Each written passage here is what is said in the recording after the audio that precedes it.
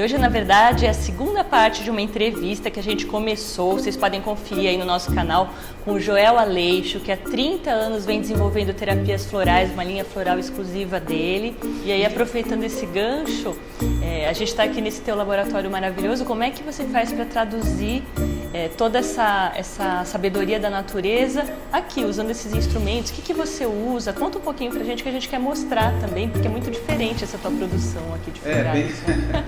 É muito especial, muito única. Eu uso aqui várias técnicas, né? Eu tenho muitas técnicas diferentes. Sim. Para fazer com que a natureza venha para o meu vidro.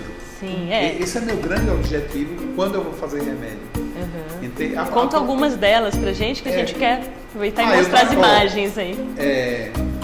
Por exemplo, quando a gente vai fazer uma manipulação com flores, eu fui observando ao longo de minha caminhada alquímica, né, o Paracelsus. O Paracelsus é um médico suíço por volta de 1550. Aí as datas variam bastante, mas é por aí. E esse cara, ele tem duas coisas na vida dele que me chamaram muita atenção nos postulados. Por exemplo, um pouco antes dele morrer, um aluno lá encheu o saco dele, mas deixa alguma frase, porque tu sabe que discípulo enche o saco do mestre até ele partir, né? Acho que é por isso que eles vão embora cedo. E ele disse assim: eu tenho uma coisa para contar para vocês, planta não cura ninguém. Nossa, aí os alunos entraram em paranoia, né? Porque era tudo assim, feito com planta. Planta não cura ninguém. Aliás, todos os remédios são, né? A maioria dos remédios são feitos. Quem cura é a alma delas. Então, isso é uma frase, a última. Ele morreu. Planta não cura ninguém, quem cura é a alma delas. Então, quando você pensa, alma é o que anima. Ânima, alma, significa ânima. O que anima uma planta? Uma alma, ela tem uma alma, ela tem uma energia, pode ser medida, tem aparelho que mede. Sim. Aquele cara que inventou o detetor de mentiras, ele testou em plantas. Aquele cara maluco, americano, trabalhava na ilha de Alcatraz, ele. E ele começou, ele foi medir o que a planta, ele na realidade queria ver a acessibilidade do aparelho dele. E ele colocou os eletrodos lá na planta. Entendeu? E aí quando ele começou a interagir com os presos, que era um detetor de mentira aqui. Sim. Ele começou a ver que a planta parecia que ela tinha ela estava dando algum sinal a ele através do aparelho.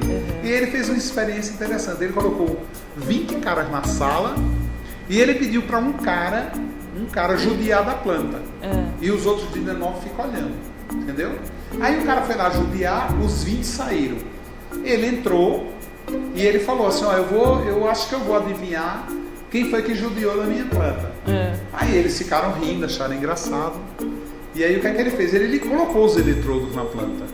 E aí sentou, né, ficou olhando o aparelho e ele mandou entrar um por um. Um por um, de cada vez. Primeiro, segundo, terceiro, quarto.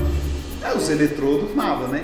Quando entrou o cara que tinha judiado da planta, aí a planta é como se ela tivesse enlouquecida, entendeu? Olha só que interessante. E ele ficou calado, ele ficou quieto até o 20º entrar. Quando todos os 20 estavam dentro da sala, ele apontou pro cara e falou: foi você que judiou da planta. E esse cara, chama Steve Baker, ele tem um livro que ele fala dessa alma, entendeu? E ele é tão louco, ele é tão maluco, que ele ligou, por exemplo, a casa inteira dele às plantas. Ele criou eletrodos, ele criou máquinas. Então, por exemplo, quando ele vai chegando na casa dele, quem abre a garagem dele é uma planta.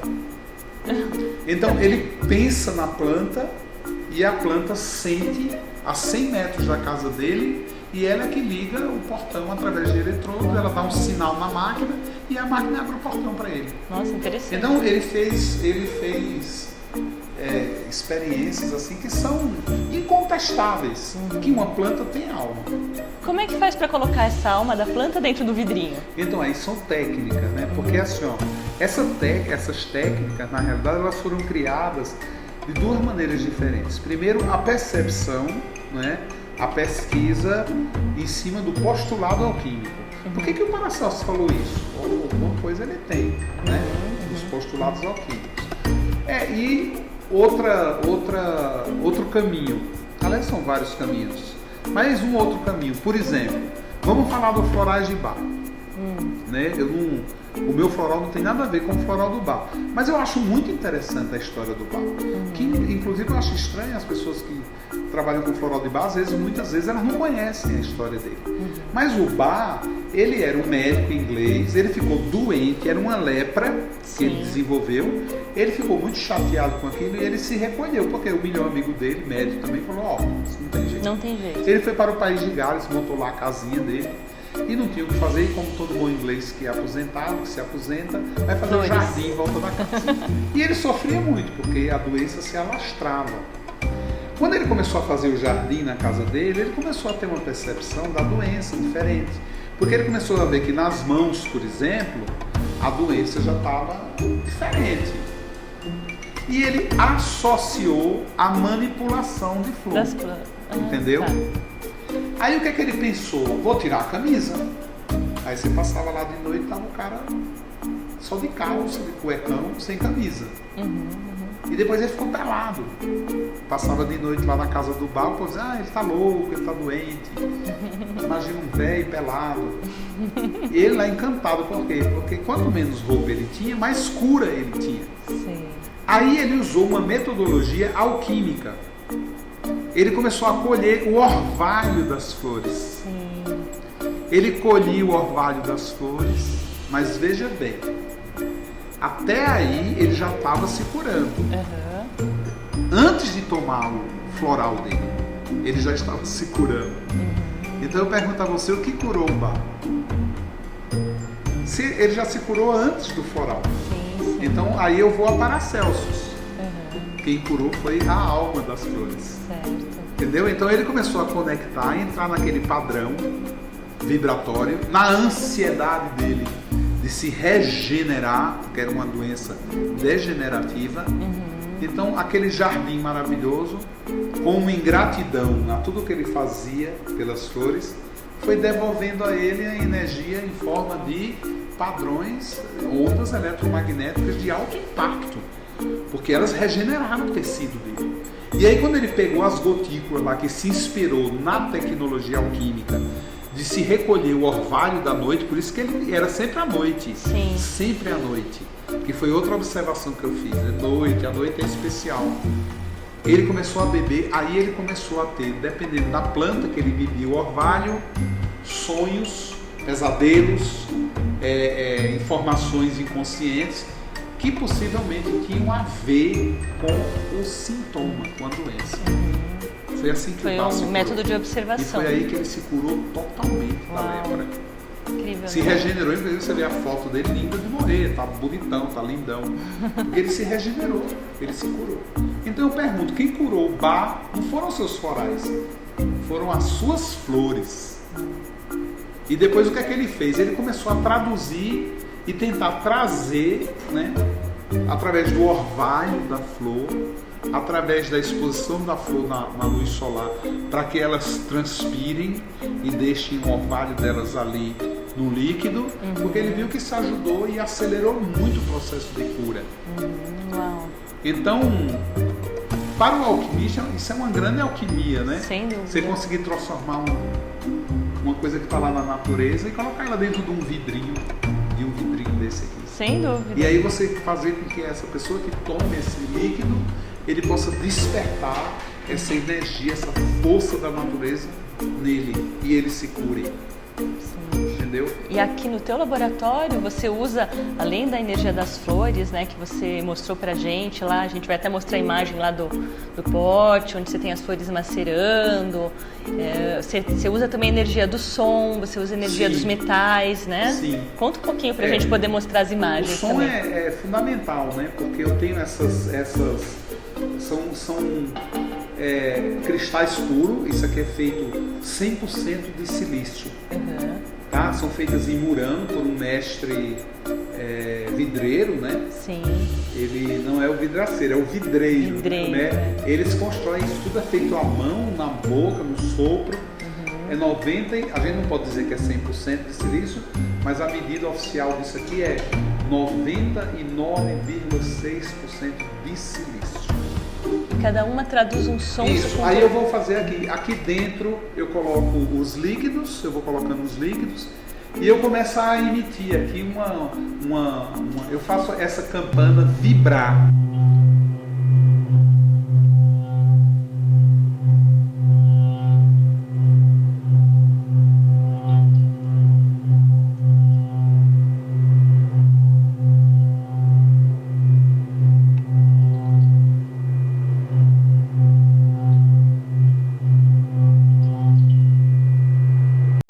E essa frequência, essa vibração, ela altera a molécula dos líquidos que estão aí dentro. A gente está mostrando a imagem, Isso. aí é fantástico. Aí eu posso fazer as misturas de vários componentes diferentes dentro desse líquido.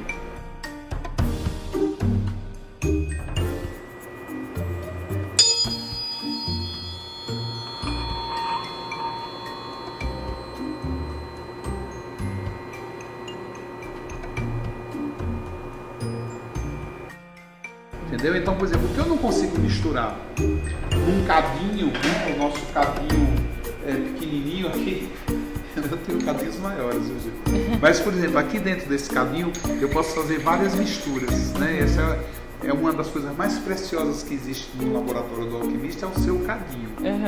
Então aqui dentro eu posso fazer várias misturas, entendeu? Só que tem hora que as coisas não se misturam aqui dentro. Então o que é que eu tenho que fazer? Eu tenho que lançar um som. O que é que esse som vai fazer? Ele vai abrir as moléculas de acordo com aquela frequência emitida pelo cristal. Nossa. E aí eu me aproveito desse instante e aí misturo coisas que muitas vezes são paradoxos, são antagônicos, entendeu? São princípios ativos muito diferentes um do outro. Aqui dentro eles não se chocam. Olha que Aqui interessante. dentro eles se casam. Sim. E aí eu posso oferecer depois isso casado para você. É uma alquimia mesmo, né? Eu posso te dar, por exemplo, a alquimia, eu posso te dar um excitante, um estimulante misturado com calmante. E os dois vão funcionar. Sim. Entendeu? Entendi. Hoje em dia a ciência não consegue. Um remédio comum você não pode fazer isso, Não pode né? fazer isso. Você tem que tomar o calmante de noite para dormir e no outro dia você vai ter que tomar o estimulante. Você vai ter uma reação. Nunca os dois, por causa da interação medicamentosa. E Na alquimia não existe interação medicamentosa.